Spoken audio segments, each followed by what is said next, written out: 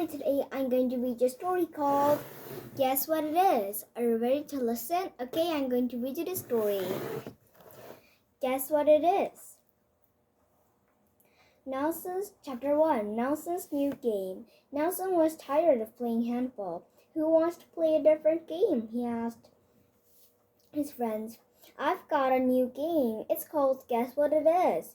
Do we have to guess what the game is called? Asked Leon. No, sighed Nelson. The game is called Guess What It Is. I'll play, said Bruno excitedly. Bruno, interrupted Mr. Taylor, the sports teacher. I need your help over here for a minute, please.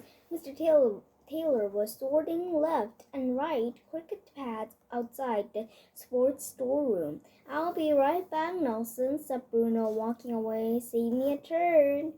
Nelson looked at Miles and Leon. Well, he asked. Okay, sighed Miles. I'll go first if I have to. How do you play? Nelson put his jumper over Miles's head. Hey, I can't see. That's the idea, said Nelson. You have to guess what something is without using your hands. He and Leon led Miles over to a sandpit. Heaney, Beatrice, and Brooke watched them from the monkey bars nearby. Nelson picked up a moldy orange from the sand and put it in Miles's hand. Guess what it is? Nelson said smartly. Miles gingerly felt the orange. Leon tried not to laugh. Is it a ball? Squeezed Miles. Nope, said Nelson. Guess again. Miles squeezed the lemon on his fingers and broke the skin, squirting rotten juice everywhere. Cried Miles, pulling the jumper off his head. Bits of sand and an old orange clung into his fingers. Who wants to play next? Said Nelson, enjoying himself.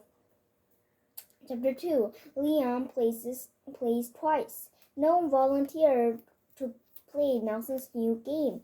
Go on, Leon, said Miles. It's your turn. Just don't make it disgusting food, said Leon, nervously putting the jumper over his head. We won't, promised Miles. He whispered to Nelson, and they led Leon over to their school bags. Miles pulled out a dirty, footy sock that had been into his bag for weeks. He put it in Leon's trembling hands. Guess what it is? Said Nelson. Leon was about to guess guess that it was a scarf until he lifted his ear to his face. P.U. It stinks. Nelson and Miles started laughing. Leon pulled the jumper off his head and threw the sock at Miles. I knew it was your stinky sock, Miles, said Leon, relieved his turn was over. Correct, said Nelson. That means you get another go. But I don't want another go, cried Leon.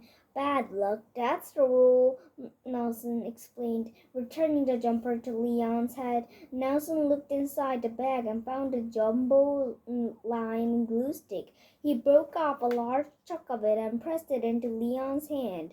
Guess what it is? Leon smelled it. The smell was strong and sweet, but he didn't recognize it. He squeezed the glue through his fingers with his other hand. Miles and Nelson tried to hold their giggles. Miles was the first one to break. It looks like one of my dad's boogers, Miles blurted. Leon panicked. He jumped up and down and shook his head when the jumper fell to the ground. Nelson and Miles were having the time of their lives. Eek, moaned Leon, sitting to just scrape up the glue from his fingers. Then he suddenly leaped on Nelson and Miles, yelling, Here comes the booger! Chapter 3. Holly makes a guess. As Leon chased the boy with his outstretched booger fingers, he almost ran right into Holly. Hi, Holly, said Leon, was wiping glue over his shirt. Want to play a new game? Sure, said Holly. It's called Guess What It Is, said Leon. You have to guess what something is without seeing it. Okay, sounds fun, said Holly. She followed Leon to where Nelson and Miles were standing. Miles had something cupped into his hands. Leon covered Holly's eyes with the jumper, and Miles dropped what he was holding into Holly's hands. Oh, it feels cold, she said. Guess what it is, said Nelson. Is it some sort of toy? Asked Holly. Nope, said Ma's wide-eyed. The thing in Holly's hand stirred. Hey, you moved, she gasped. Guess, quickly guess, cried Leon. I don't know, Holly said. Maybe, Then the object shifted again, before leaping out of their hands completely. Holly pulled the jumper from her hand. A frog! You made me hold one of the tiniest slab frogs, she screamed. You should have seen your face, said Nelson, very pleased with his work. Chapter 4. Bruno's finest moment. Suddenly Bruno reappeared. Can I still play? Is it my turn? Is it? Sure, said Nelson, not believing his luck. Miles placed the jumper on Bruno's head. Now all you have to do, Bruno, explained Holly, is guess what you're feeling with your hands without looking at it. You bet, said Bruno excitedly. This sounds like a great game. Bruno stood still on the ground. The others moved away a few steps to whisper about what they would give Bruno. Maybe an old peanut butter and cream cheese sandwich, perhaps some used chewing gum from Nelson's pocket. Without anyone noticing, Bruno wandered away with the jumper still over his head and his arms in front of him, like a zombie. Suddenly, something blocked his path. Bruno touched it with his feet first and then with his hands. It was down low near one of the new playground benches. Nelson, Leon, and Holly looked up to see what Bruno had found. The froze in horror. Bruno began to run his hands all over the thing. It's breathing, he observed, and kind of big round the middle, like a barrel. It feels like a dog, but pets aren't allowed at school. Holly gasped. Nelson spoke very slowly and clearly. Bruno, please take off the jumper. Do it now, Bruno. But I haven't guessed what it is, replied Bruno. Just give me a second. Bruno squeezed the object.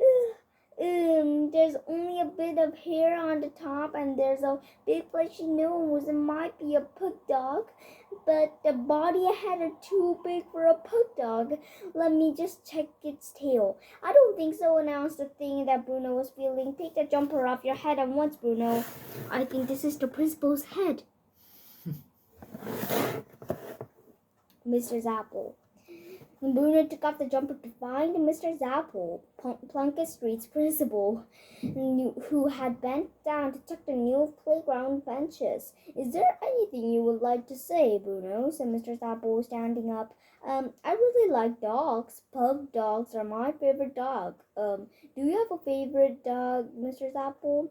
Mr. Zapple didn't answer Bruno's question, but he did give Nelson, Leon, Holly, and Bruno something to do for the rest of the lunch. Guess what it is? It's a very old game, but my personal favorite, said Mr. Zapple. It's called Pick Up Papers.